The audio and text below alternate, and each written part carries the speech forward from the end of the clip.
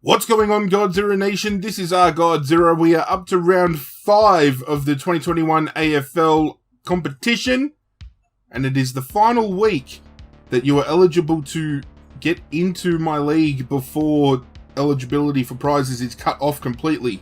So if you haven't yet and you want to get on board, this URL right here is in the description of the video. If you click on it, it'll take you straight to my competition. It'll enter you into the league. It is that simple. I want to thank everybody so far that has jumped into this year's competition.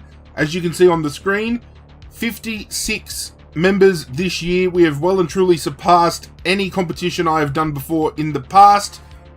Thank you all so much. Seriously, I'm beyond words. That is absolutely phenomenal. But before we look at the tips coming into the week and get my input on the games, we have to look at the week that was, which now sees a tie for first place between Vince A and Damon B. Vince tipping 7. 7 was the biggest amount this week that was tipped correctly, by the way. And it was Vince A, Kirk G, Kamal A, Benjamin A, Sam S, Nathan N, Oscar R. I think that is it. Yes. That is it. All tipping 7. I myself dropped from 21 down to 30. I had a pretty abysmal week. I only tipped 5. There were a few upsets that didn't go my way, but that's okay. I'm still well within reach. Well, I'm 5 behind, so maybe I'm slipping away a little bit. But congratulations to everybody who tipped 7 for being the highest tippers for the week. Congratulations to Damon for holding top spot, but also congratulations to Vince for catching up to top spot as well. Things are really starting to heat up the top of the ladder. But without further ado, it's time to look at round 5. A lot of these games this week seem to be down the line when it comes to the favourites of the game probably being the ones that are going to get up and win, minus some huge upsets. Thursday night opens up at Marvel Stadium with St Kilda taking on Richmond.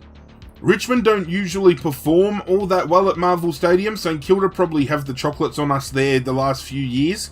However, I am going to back Richmond. Going into this game, however, after Richmond's 2-point loss to Port Adelaide, which I couldn't be any prouder of my boys, undermanned, managing to get within 2 points against Port in Port with 2 kids on debut. I thought we did a tremendous job.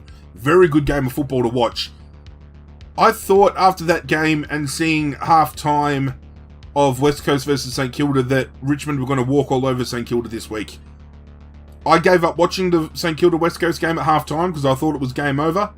Never say never is a term that probably pops up here because St Kilda came from, I think it was 36 points down, ended up winning by 20 points, so a 56-point turnaround. Absolutely incredible. And all of a sudden, this isn't an automatic win for Richmond. However, I feel Richmond's systems are better placed than St Kilda's systems, and I think with the bounce back we had against Port Adelaide, despite our loss, compared to the game we played against Sydney the week prior, we played infinitely greater. And I think that will keep us in good stead to take on and beat St Kilda. But don't be surprised if St Kilda gives Richmond a bit of a run this week. Friday night is at Optus Stadium, West Coast taking on Collingwood. I'm backing West Coast, even though they lost to St Kilda last week. They haven't won in Melbourne so far this year, but every other week they bounce back to Optus Stadium and they get a very sizable win. And I think that's going to be the case this week against Collingwood, especially with Collingwood now without Taylor Adams for 10 weeks. There's now an Achilles tendonitis problem with Darcy Moore apparently as well, so I don't know whether he's going to be out or not. But Collingwood's players are dropping like flies. And I think just all the outs that they've got here is going to weigh up to be way too much for Collingwood to cover. It's going to be good to see people like Finlay McRae get a chance to debut for Collingwood, but I think West Coast are going to put them to the sword in a pretty big way this week. Marvel Stadium on Saturday kicks off the Saturday action with Bulldogs taking on the Gold Coast. Bulldogs will be sitting firmly on top of the ladder after this game, 5-0. Who would have thought? They are the goods this year. They really are. I feel out of the 3 teams that are undefeated currently, being Bulldogs, Swans and the Demons, Western Bulldogs are the genuine premiership threat with the team that they've got here. Whether they can deliver is another question.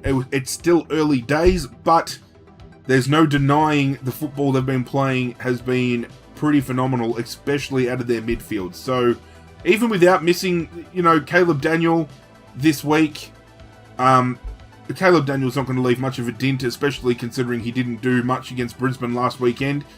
Gold Coast here just have to be valiant enough to stay in the fight. And I think if they can stay in the fight for 4 quarters, their supporters and themselves will walk away happy. But the Bulldogs, I think, are going to get it done quite comfortably, 6-7 goals. Over at the SCG, later that afternoon, it is the Battle of the Bridge, Sydney taking on GWS. Sydney will remain 5-0. They've just been playing an infinitely greater brand of football compared to GWS. GWS, there's a lot of questions this week. Should Stephen Coniglio be stripped of the captaincy is a big question. And they're throwing up the idea that Toby Green, being the only one that's really showing anything for GWS, should be the one that takes over as captain. Personal opinion, and probably an unpopular opinion right now, I feel Leon Cameron should be replaced as coach before they even consider replacing Stephen Coniglio as captain. If there's any GWS supporters watching, or even anybody else that might have an opinion, feel free to discuss this with me in the comment section down below. Some of you do like to have chats with me when it comes to football, so if you've ever got any questions for myself pertaining to the AFL, comments, drop them. I'm more than happy to have a chat. But Sydney, quite comfortably for me at the SCG, will take this clash out. Later on that night at the MCG, Carlton host Port Adelaide. And Carlton in at $2.18 is actually really good odds. The last time these two played, it come down to a kick, I'm pretty sure. I don't think it was a kick after the siren. Was it a kick after the siren? I can't remember. No, Carlton kicked it against Fremantle after the siren. I think Port Adelaide win here. Carlton could upset.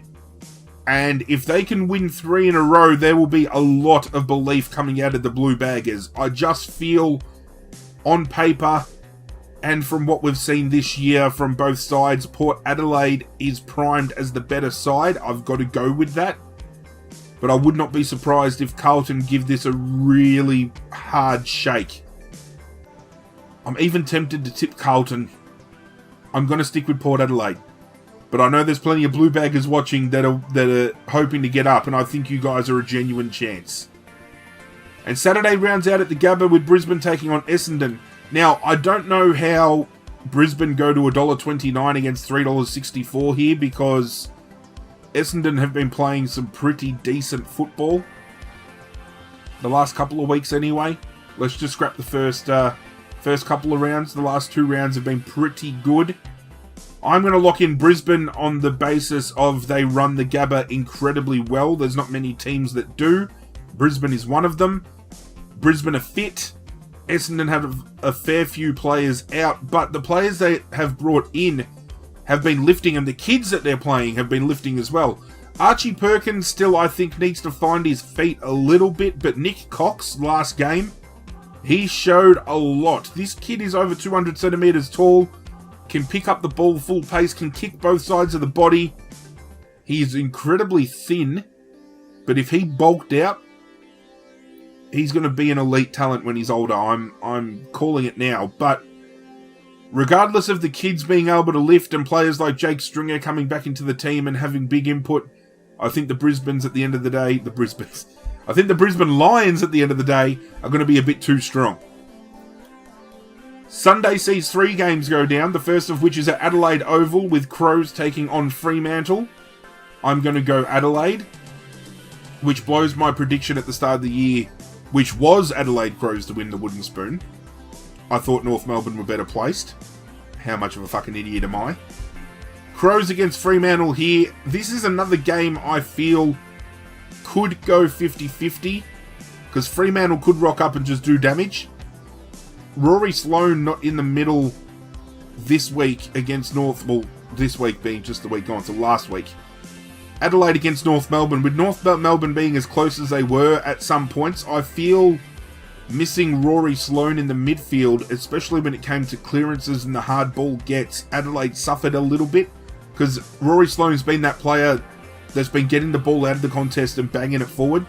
Without that grunt in the middle, it opens up possibilities for Fremantle to have someone like a Brayshaw or a Fife or a Chera just run through.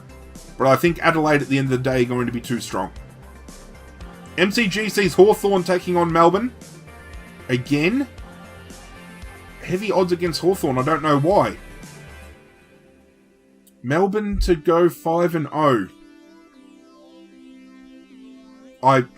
If you had told me at the start of the year that we're going into round 5 with Sydney, Bulldogs and Melbourne all looking to be undefeated after 5 rounds, I don't know who to go here. Melbourne were impressive against Geelong. I'll give them that. Hawthorne have been dropping off, but they have been showing glimpses. I don't know. I'm going to lock in Melbourne. I think Hawthorne are a genuine chance, even though the odds are telling a different story. But Melbourne are up and about right now. Clayton Oliver just re-signed for 2 years. Stephen May being out, however, could be a big out here that Hawthorne could capitalise on. So, let's see how they go, but I think Stephen May's intercept game could be a falter for Melbourne over the next few weeks. But I think Melbourne should get over the line. They should. Don't quote me on that, but they should. Final game, GMHBA Stadium. Geelong take on North and Geelong win. The odds pretty much speaks for itself. GMHBA, just like the Gabba, just like Optus Stadium, teams, apart from the home team, struggle at best to play at that ground. North Melbourne might have been in touch with Adelaide a few times last week, but I think they're not going to be close to Geelong this week. Especially with players like Patrick Dangerfield coming back into the team. It's the first time we're going to see Paddy back since round 1. Yeah, since round 1. That incidental head clash that saw him out for 3 weeks. So I think Geelong are going to wrap up the weekend for a pretty well-rounded round, really, compared to the odds, really. As I turn around and said, when we have a look back at the teams I've selected, they are all the favourites. Richmond, West Coast, Western Bulldogs, Sydney, Port Adelaide, Brisbane, Adelaide, Melbourne, and Geelong. It's just the only games, as I said, that I see as upsets would be Fremantle beating Adelaide, I think is probable. Hawthorne defeating Melbourne wouldn't be out of the realms of being impossible. Even GWS rocking up on their given day and beating Sydney. You know, Carlton beating Port.